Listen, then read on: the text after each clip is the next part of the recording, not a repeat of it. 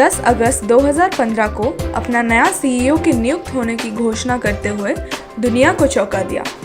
वो पल दुनिया के सारे भारतीयों के लिए बहुत गौरवशाली था, क्योंकि एक भारतवासी उस कंपनी का सीईओ बन चुका था जिसमें दाखिल होने की ख्वाहिश दुनिया के लाखों लोग रखते हैं। आज हम उस इंसान की बात कर रहे हैं जिन्होंने सफलता प्राप्त करने के पहले अपने हिस्से के कई परिश्रम देखे।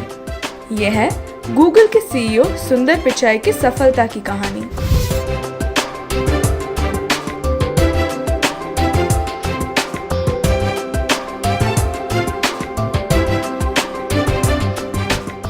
पिचाई सुंदरराजन, जो सुंदर पिचाई के नाम से प्रचलित है, का जन्म तमिलनाडु राष्ट्र के मदुरई शहर जुलाई 12, 1972 को हुआ।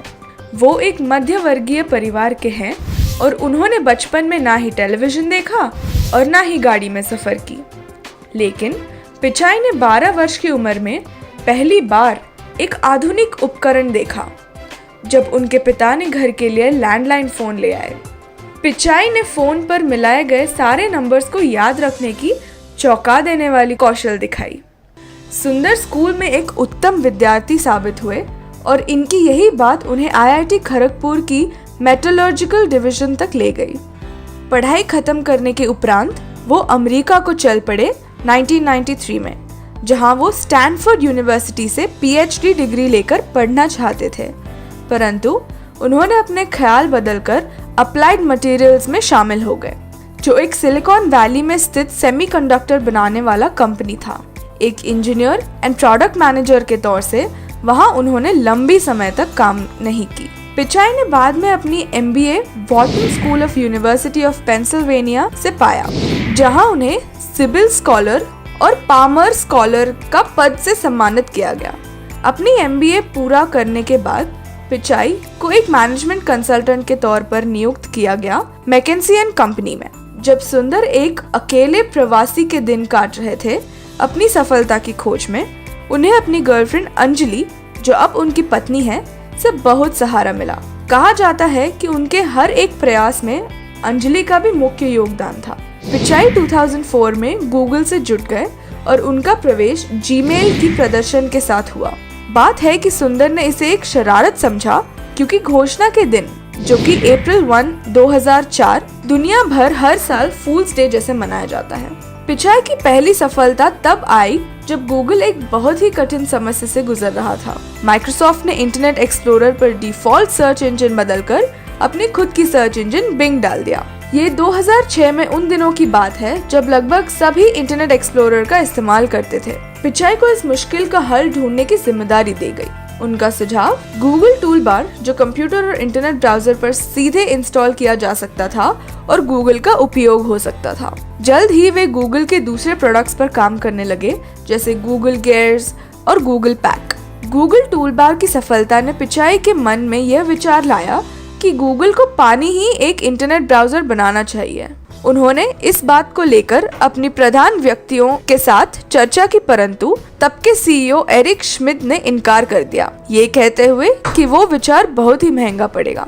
इसके बावजूद पिचाई ने हिम्मत नहीं हारी और गूगल के संस्थापकों Larry page and Sergey Brin को समझाया, और बाद में 2008 में गूगल क्रोम के लॉन्च में पिचाई ने एक बहुत ही महत्वपूर्ण भूमिका निभाई। क्रोम एक बड़ी विजयी साबित हुई, क्योंकि उसके द्वारा उपयोगकर्ताओं गूगल के सर्च इंजन का सीधा इस्तेमाल कर रहे थे। इसके साथ पिचाई एक अंतर्राष्ट्रीय तौर से विख्यात व्यक्ति बन गए।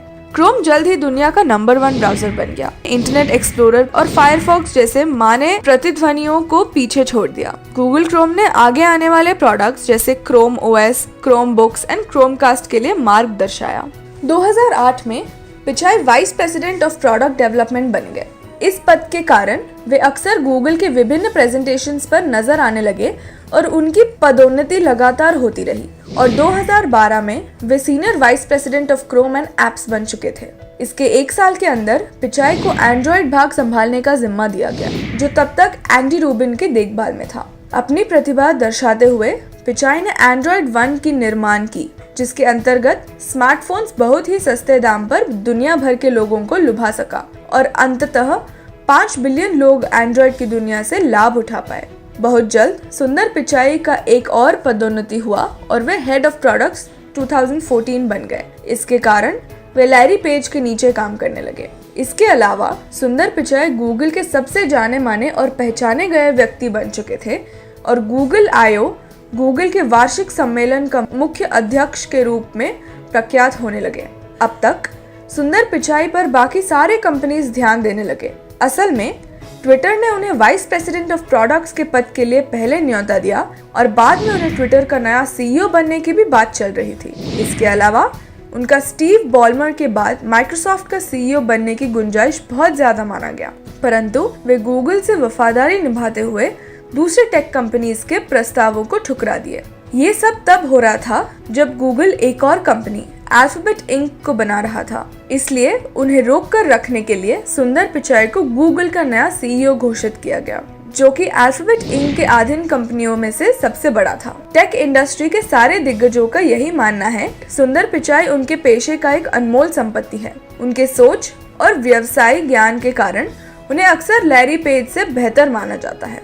सुंदर पिचाई की जीवन कथा एक उत्तम उदाहरण है उनके लिए जिन्हें सफलता पाने की इच्छा है, मुश्किल से मुश्किल हालातों के बावजूद। उनके लगातार कठोर परिश्रम, दृढ़ता और बुद्धिमत्ता के कारण वे कंपनी के उच्च पद तक पहुंच गए जहां हर व्यवसायी पहुंचना चाहता है। आज उनकी धनराशि $150 मिलियन के ऊपर माना जाता है और वे उस कंपनी के प्रमुख हैं जो दुनिया के सबसे मूल्यवान कंपनियों में दूसरा है और जिसका मूल्य $85 बिलियन से ज्यादा है। जहां सुंदर पिचाई कठोर परिश्रम के साथ लोगों तक परिवर्तनात्मक साधन पहुंचा रहे हैं, हम स्टार्टअप स्टोरीज की ओर से उन्हें सबसे बड़ी सफलता की शुभकामनाएं देते हैं ताकि वे गूगल को और ऊंचाई तक ले जा सकें।